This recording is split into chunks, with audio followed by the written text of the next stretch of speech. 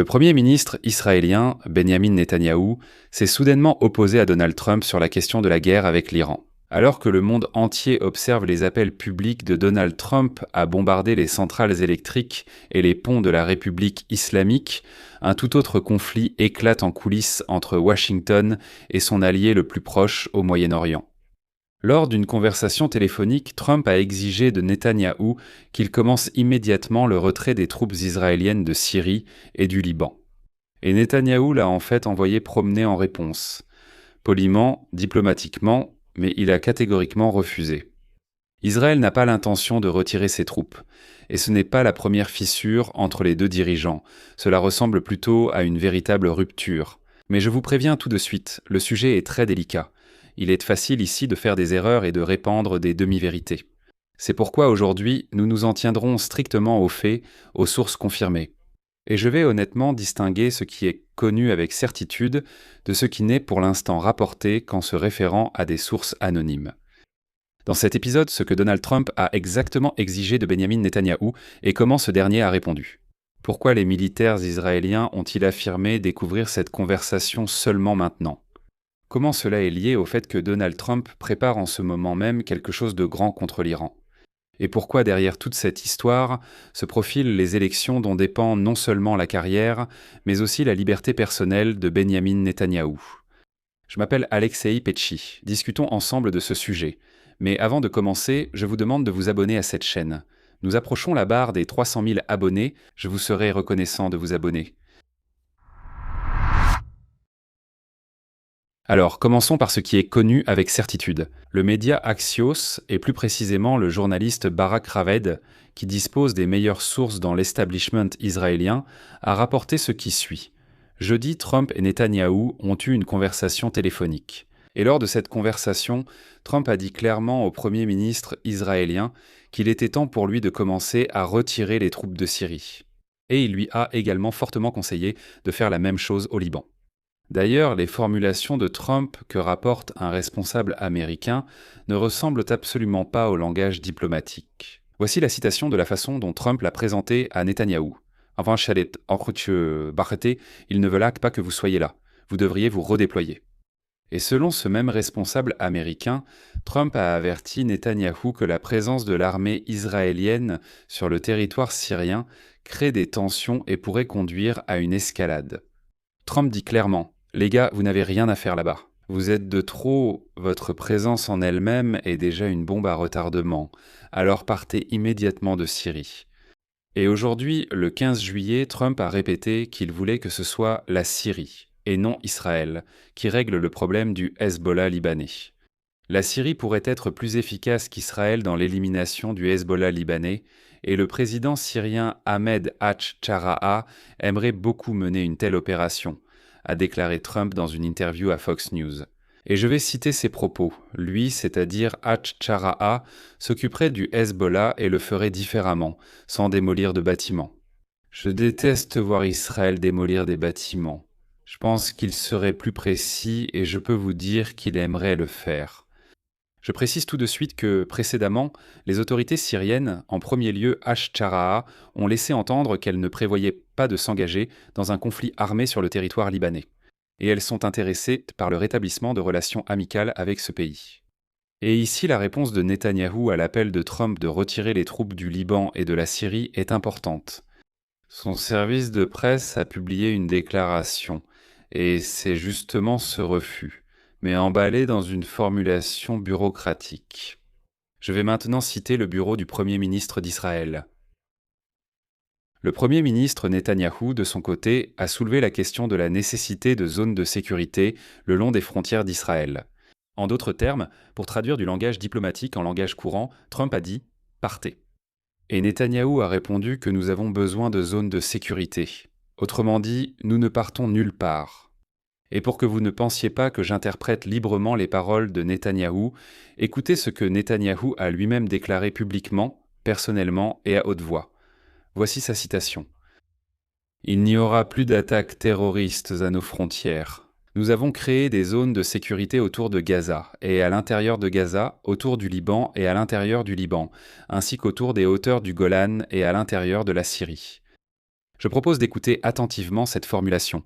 Autour et à l'intérieur, c'est-à-dire autour du Liban et à l'intérieur du Liban, autour du Golan et à l'intérieur de la Syrie. C'est une déclaration directe, publique, qui ne laisse aucune alternative, affirmant que l'armée israélienne se trouve sur un territoire étranger et a l'intention d'y rester. Parce que la sécurité d'Israël en dépend. Au moment même où Trump, au téléphone, exige justement de retirer cette armée de là. C'est-à-dire que Netanyahou n'a même pas cherché à se cacher derrière des portes closes ou des formulations ambiguës. Il est venu le confirmer publiquement exactement ce à quoi Washington s'oppose. Voilà, c'est ça, il s'est opposé à Trump, pas seulement en parole, mais ouvertement. C'est-à-dire que Netanyahou dit tout à fait ouvertement « personne n'a l'intention de partir d'où que ce soit ».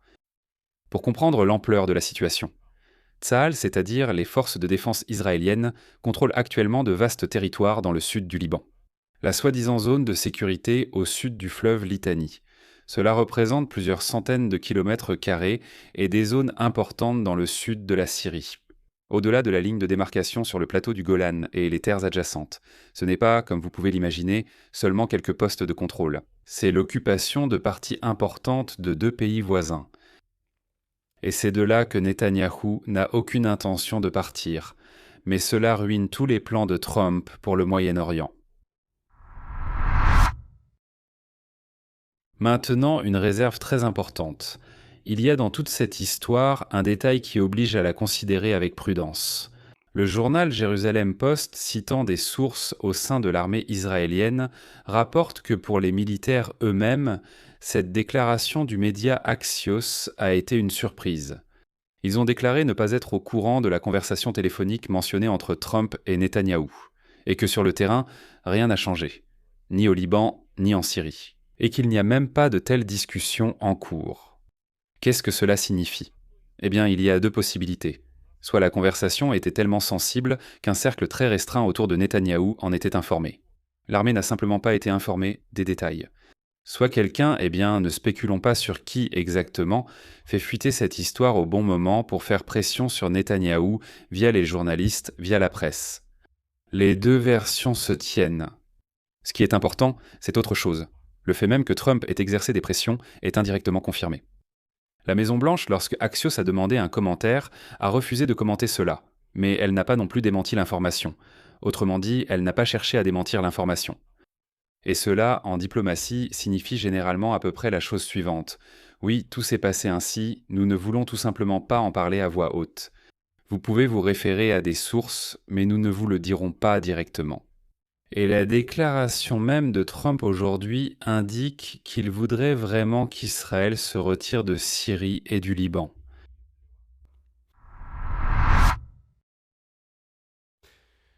D'accord, mais d'où vient ce conflit au départ ? Pourquoi Trump fait-il pression sur son allié Netanyahou justement maintenant ? Et c'est là que tout se rejoint en un seul nœud. Et ce nœud, ce n'est pas le Liban, mais bien la Syrie. Je vais vous expliquer. La conversation entre Trump et Netanyahou a eu lieu exactement le lendemain du jour où Donald Trump, en marge du sommet de l'OTAN en Turquie, a rencontré le nouveau président syrien Ahmed al-Shara. Et voici le point clé qui explique l'irritation de Washington. L'administration Trump a tenté pendant plusieurs mois d'obtenir un nouvel accord de sécurité entre Israël et la Syrie, prévoyant un retrait progressif des troupes israéliennes des territoires occupés après la chute du régime d'Assad en décembre 2024. Et finalement, les Américains sont arrivés à une conclusion décevante pour eux. Netanyahou ne veut tout simplement pas faire les concessions qu'on exige de lui. Et sans ces concessions, la Syrie n'acceptera pas un nouvel accord de paix. Autrement dit, Trump a mené une diplomatie pendant 6 mois, construisant une nouvelle architecture de sécurité dans la région, où c'est précisément la Syrie qui doit mettre fin au Hezbollah au Liban, et il établissait un contact avec le nouveau dirigeant syrien. Mais Netanyahou freine tout cela, parce qu'il n'est pas prêt à rendre les territoires occupés. Et de plus, au sein du gouvernement de Netanyahou, il y a des poids lourds politiques qui veulent contrôler des parties du sud de la Syrie indéfiniment. Et certains vont même jusqu'à promouvoir l'idée d'y construire des colonies juives pour consolider définitivement le contrôle sur ces territoires. Eh bien, imaginez à quel point cela énerve Donald Trump, qui essaie de se présenter comme un artisan de la paix et l'architecte du nouveau Moyen-Orient. D'ailleurs, ce n'est pas leur première altercation à ce sujet. Ces derniers mois, Trump a déjà critiqué à plusieurs reprises non seulement Netanyahou pour les frappes israéliennes contre le Liban, mais selon des rapports, il a également parlé de lui en termes peu flatteurs lors de conversations privées, mettant en doute pour le moins sa lucidité et son bon sens. Donc le refus actuel n'est pas un coup de tonnerre dans un ciel serein, mais plutôt une irritation accumulée dans les relations entre Trump et Netanyahou. Mais une question se pose alors. Pourquoi Netanyahou s'entête-t-il précisément maintenant? Et est-il prêt à se brouiller même avec Trump, l'homme qu'il a toujours qualifié de meilleur ami d'Israël à la Maison-Blanche? Il semblerait que Trump ne propose pas seulement de se retirer du Liban et de la Syrie, mais aussi de confier la question de la sécurité d'Israël à l'armée syrienne. Et vous savez, la réponse est simple et très humaine. Ce sont les élections. C'est sans doute le plus important pour comprendre la situation. En fait, il ne reste qu'environ 3 mois avant les élections, qui sont existentielles pour Netanyahou du point de vue de sa survie politique et de sa liberté personnelle. Ce n'est donc pas si long que ça. Et la clé ici, c'est précisément cette formulation, survie politique et liberté personnelle. Parce que, je rappelle à ceux qui l'auraient oublié, Netanyahou est sous le coup d'un procès pour corruption. Il se rend réellement au tribunal en tant qu'accusé. Perdre les élections pour lui, ce n'est pas simplement passer dans l'opposition. C'est peut-être le banc des accusés, cette fois sans la protection liée à son poste de Premier ministre. Et dans une telle situation, tout retrait des troupes des territoires occupés serait un suicide politique. Sa coalition de droite, d'extrême droite, tous ces faucons qui rêvent de colonies israéliennes sur les territoires syriens vont immédiatement pousser des cris d'alarme. Ils évoqueront la capitulation, l'abandon des terres et des intérêts, etc. C'est pourquoi la conclusion est très réaliste. 3 mois avant des élections comme celle-ci en Israël, Netanyahou est peu susceptible de prendre des mesures sérieuses concernant le retrait des troupes de Syrie, ou sur d'autres redéploiements au Liban, au-delà de ce à quoi il a déjà consenti. Autrement dit, le refus de Netanyahou n'est pas uniquement lié à la sécurité d'Israël, soyons honnêtes. C'est en grande partie lié à sa propre sécurité. Mais les relations entre Trump et Netanyahou, bien sûr, ne se déroulent pas dans le vide. Pendant que Trump se dispute avec Netanyahou à cause de la Syrie, il prépare quelque chose de vraiment important concernant l'Iran. Tard dans la soirée de mardi, Trump a tenu une réunion dans la salle de crise de la Maison-Blanche, consacrée à une offensive majeure contre l'Iran qui sera plus vaste que les frappes actuelles autour du détroit d'Ormuz. D'après des sources, Trump serait prêt à intensifier la guerre et à infliger de lourdes pertes à l'Iran. Assez de dégâts pour que le régime ouvre le détroit d'Ormuz et accepte les exigences nucléaires des États-Unis. Et voici ses propres mots qui, bien sûr, confirment tout cela. Je cite ensuite Trump. « L'armée continuera de frapper jusqu'à ce que je dise que ça suffit. » Et après cela, le chef du Pentagone, Pete Hegseth, lors de sa visite au quartier général du commandement central, a dit quelque chose d'encore plus imagé. Je cite « Si nous devons négocier à l'aide d'une bombe, nous négocierons à l'aide d'une bombe. » En plus, Trump a menacé que la semaine prochaine, si Téhéran ne s'assoit pas à la table des négociations, les États-Unis commenceront à frapper les centrales électriques et les ponts. En réponse, l'Iran menace de bloquer tous les détroits de la région et de paralyser l'exportation de pétrole. C'est là que toute l'intrigue commence. Regardez dans quel dilemme se trouve Trump. D'un côté, il fait pression sur Netanyahou en disant « quitte la Syrie et le Liban, ne crée pas de tensions inutiles là-bas ». D'un autre côté, il attise lui-même la guerre avec l'Iran à fond. Autrement dit, Trump a besoin que la région autour de l'Iran soit aussi calme, contrôlée ou, si possible, prévisible que possible, pour concentrer toute l'énergie sur la guerre contre Téhéran et non sur Netanyahou et ses zones de sécurité en Syrie et au Liban. C'est cette image que Netanyahou brise en créant tout de même des foyers supplémentaires auxquels l'Iran peut s'accrocher. D'où l'irritation. Le Premier ministre israélien empêche Trump de mener sa propre guerre comme il l'entend. Mais Trump oublie qu'Israël menait cette guerre bien avant lui et peut-être, Trump devrait l'admettre, il comprend mieux la spécificité de cette guerre. Faisons le point. Quels sont les faits? En fait, Trump a exigé de Netanyahou de retirer les troupes de Syrie et du Liban. Cela est confirmé par plusieurs sources occidentales et la Maison-Blanche ne le nie pas. Netanyahou a refusé de le faire.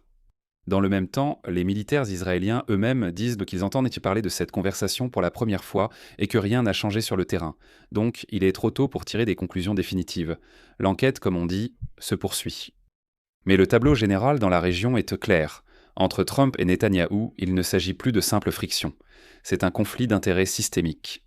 Trump a besoin d'un Israël obéissant et compact, qui ne l'empêche pas, du moins selon lui, de remodeler la région à sa guise et de finir avec l'Iran. Et Netanyahou a besoin d'un Israël élargi, occupant ses voisins, car c'est la seule façon pour lui de maintenir sa coalition de faucons et d'éviter la prison après les élections. Et ces deux besoins s'affrontent de front. Qui va l'emporter? Qui va écraser l'autre? Eh bien, c'est une grande question. Trump n'a pas l'habitude qu'on lui refuse quelque chose, surtout selon lui, de la part de partenaires juniors. Mais Netanyahou aussi, en quelque sorte, se trouve dans une position où, au fond, il n'a déjà plus rien à perdre. Et quand deux dirigeants se retrouvent face à face, chacun d'eux ne pouvant pas se permettre de perdre, eh bien, il est évident qu'il faut s'attendre à une escalade. Je vais bien sûr suivre attentivement cette confrontation et je vous tiendrai au courant, mais seulement si vous vous abonnez à cette chaîne YouTube. Je vais m'arrêter ici. Laissez vos commentaires, abonnez-vous, cliquez sur la cloche et mettez un like. Si vous souhaitez soutenir le travail de cette chaîne YouTube, vous pouvez le faire en faisant un don via les liens et les coordonnées bancaires dans la description de cette vidéo. C'est tout pour aujourd'hui. Prenez soin de vous. Всем пока.